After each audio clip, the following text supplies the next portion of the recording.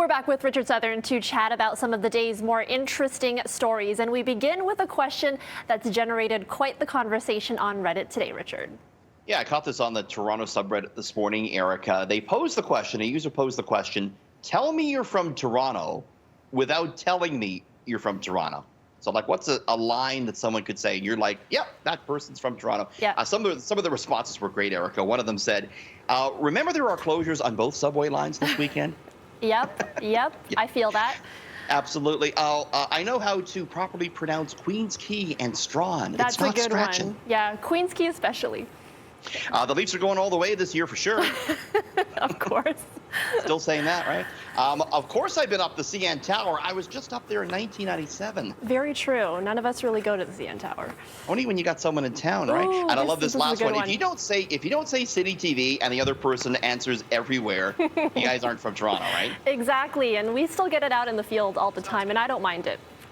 On Speaker's Corner, legendary. I was on Speaker's Corner. It was my claim to fame in high school when I made my Speaker's Corner debut. Somebody dig that up. We need to see that.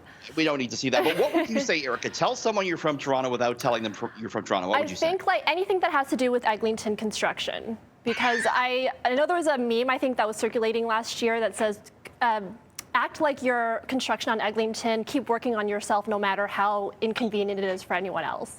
I love it. Yeah. I would say let's hit Bathurst Station for some patties. Good one. You know? Yep. Best patties in the city, Bathurst Station, right? Torontonians. All right. And moving to the next one, we're doing more cooking at home during the pandemic, but apparently most Canadians are sticking with their favorite foods instead of trying something new.